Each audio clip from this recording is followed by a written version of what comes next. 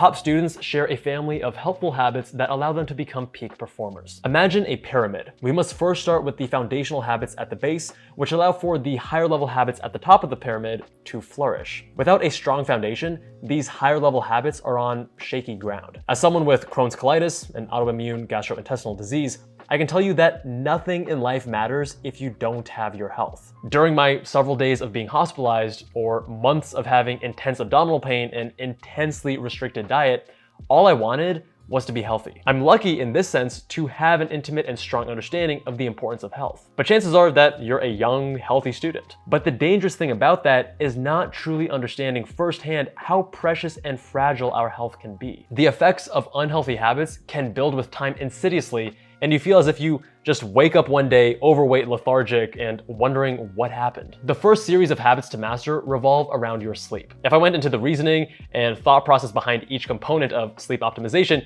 we'd be here forever. So I'm just gonna summarize the best practices to get better sleep. Consistently plan for at least 7 to 9 hours of sleep every night. As tempting as it is, do not deprive yourself of sleep during the week only to catch up on the weekends. Having a regular time to go to bed and wake up will make this much easier. This is likely going to be the most challenging but most impactful part of improving your sleep. Remember, consistent sleep and wake times. This is likely going to be the most challenging but most impactful part of improving your sleep. In college, it's likely that each day your classes are going to start at a different time. I still recommend you wake up at the same time each day, even if your classes are starting later. Next, optimize your bedroom. It needs to be as dark as possible at night. That means investing $25 in a set of blackout curtains and making sure that no electronics are emitting unnecessary light when they are plugged in. You can either turn them off or do what I do and put a small bit of electrical tape over the light. The temperature of your bedroom should be cool, with most sleep scientists recommending mid to high 60s, but I found the best results for myself with high 60s to low 70s. With regards to noise, most people don't realize that noises that don't wake them up consciously still affect their sleep quality. I like to use a fan as white noise in my room, but you can also buy a white noise generator. If it's still noisy, I recommend using earplugs. Some people complain that the earplugs poke them if they lay on their side, but that's usually due to improper insertion technique. You want to limit blue light exposure in the 60 to 90 minutes leading up to bedtime. Avoid using your phone or computer, but if you really have to use them, try wearing some blue light blocking glasses so that you don't suppress that sweet, sweet melatonin right before bed. Rather than belabor the importance of regular exercise, I'm gonna keep it brief. You should prioritize exercise not only because it's great for your physical and mental health, but it will also translate to better grades in the long run. The actual type of exercise is less important. The key is to find something that you enjoy and will stick with. For strength training, I enjoyed doing weights in the gym, generally following powerlifting philosophies as a college student. For endurance training or cardio,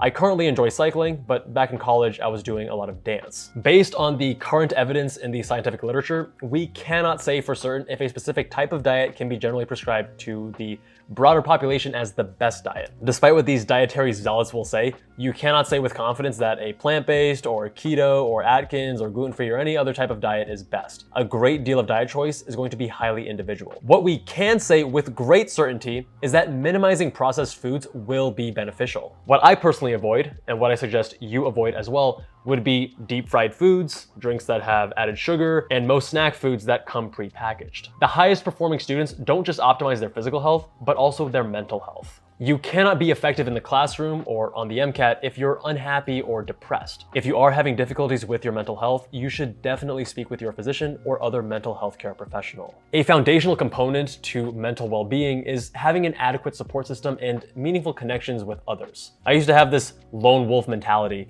thinking that there was nothing wrong with having a life season whereby I prioritized work and productivity over connections and joy. It sounds kind of silly saying that now, but I don't think this is all that uncommon of a mindset amongst pre-meds. It is critical to foster strong social relationships, not only with your new college friends, but also your family. You want to be in a position where you care deeply about others and they care deeply about you as well. Do not confuse this with thinking that you need to have a girlfriend or boyfriend. Dating and getting exposure to what you like and don't like, or learning about yourself and others in the process is invaluable. However, do not fall into the common trap of codependency. Make sure you are first okay with yourself by yourself before you commit to a romantic relationship with a partner. So how does this translate as a habit? It could be scheduling and prioritizing social activities and connecting with others on certain days of the week. For example, a few years ago, I implemented a rule for myself, which was that I cannot decline, cancel, or reschedule any social events on the weekend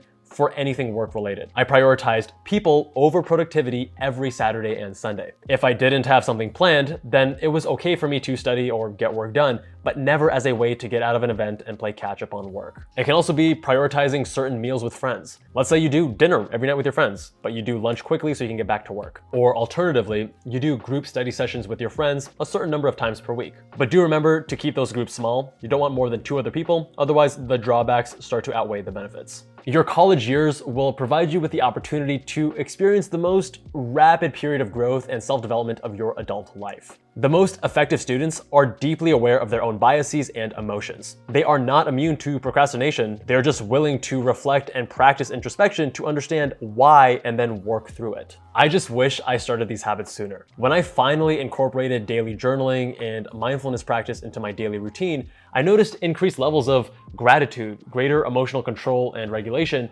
and decreased levels of stress. I was better able to tune into how my body was feeling to guide my study and break time. There isn't a right or wrong way to approach these practices. You have to figure out what feels right for you. For me, it's Vipassana meditation, either guided or sometimes just on my own with a timer and silence. For journaling, I use the Day One app and I pay the $3 per month so that I can have it backed up and synced across all my devices so I can journal from anywhere, whether that's on my phone, on my computer, or on my tablet. While not all top performers I know in medicine regularly practice meditation or daily journaling, a very high proportion do, or they do have some form of mindfulness practice. That may include breathing work, mindful walking in silence, or something else. After establishing foundational habits in level 1 and level 2, honing your study strategies will have the largest impact on how you perform in your courses and on the MCAT. We'll cover a brief overview here, but we'll dive in greater depth in a future lesson. So what are the common academic habits amongst top performers? Top performers understand that studying effectively is more important than studying hard.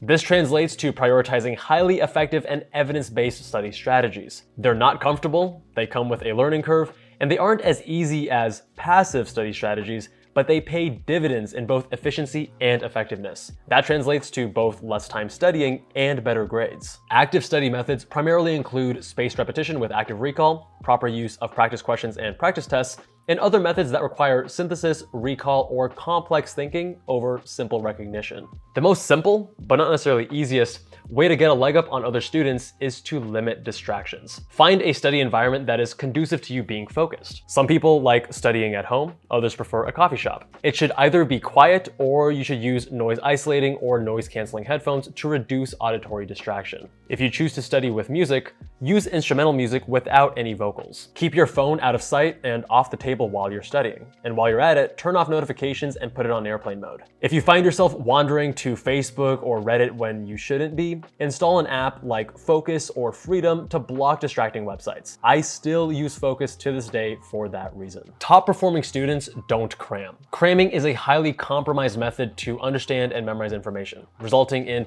suboptimal memory consolidation in your hippocampus. That means when the final rolls around and you need to remember information from your earlier quizzes or midterms, you'll be worse off. Additionally, when you're studying for the MCAT, you won't remember the foundations you learned in your pre-med prereq courses. Crushing the MCAT is difficult enough as is, don't make it harder on yourself. Consider these 3 levels as the domains in which you should intentionally optimize your systems and habits to become the most effective, happiest, and badass pre-med and future doctor. We'll now go over how to break bad habits and implement good ones.